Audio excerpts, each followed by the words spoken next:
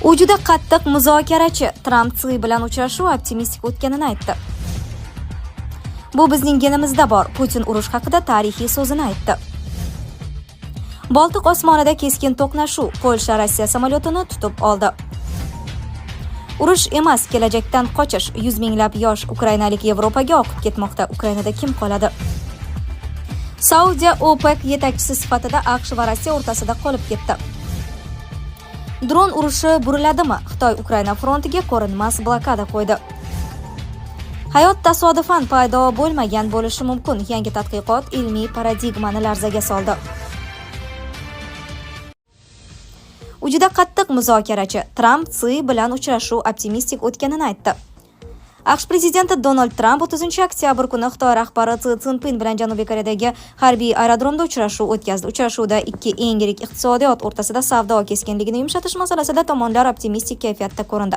Janubiy Port shahri Busanda o'tgan bu uchrashuv Tramp va Si o'rtasidagi 2019-yildan beri ilk yuzma-yuz muloqoti bo'lib, Trampning Janubi-Sharqiy Osiyo bo'ylab safarining yakuniy nuqtasiga aylandi. Bizda juda muvaffaqiyatli uchrashuv bo'ladi, bunga shubham yo'q, ammo u juda qattiq muzokarachidir deya Trampning so'zlarini keltirmoqda Reuters. Si esa Tramp payshanba kuni bitim imzolanishi mumkinligini aytganda sezilarli hissiyot bildirmadi.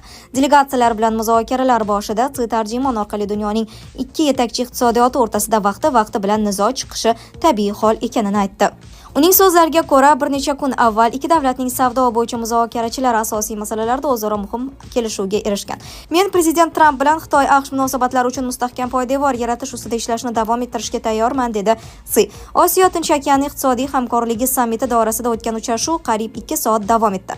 Tramp Si bilan yana bir bor qo'l silkishib, uni mashinasigacha kuzatib qo'ydi. Uchrashuv tafsilotlari hali e'lon qilinmadi. Xitoy fond bozorlari so'nggi 10 yillikdagi eng yuqori darajaga, yuan esa dollarga nisbatan 1 yillik maksimumga ko'tarildi. Bu investorlarning savdo tarangligini yumshatish borasidagi umidlari bilan izohlanmoqda. Bu oyda Pekin yuqori texnologik sohalar uchun zarur bo'lgan noyob yer metallari eksportiga kengaytirilgan cheklovlar joriy etishni taklif qilgach, savdo urushi qayta avj oldi. Tramp bunga javoban Xitoy eksportiga 100% yangi tariflar kiritish, shuningdek AQSh dasturiy ta'minotidan foydalangan holda Xitoyga eksport qilinadigan mahsulotlarga cheklovlar qo'yish bilan tahdid qildi. Tramp Xitoy tovarlariga joriy etilgan 20% boj stavkasini 10% ga tushirdi.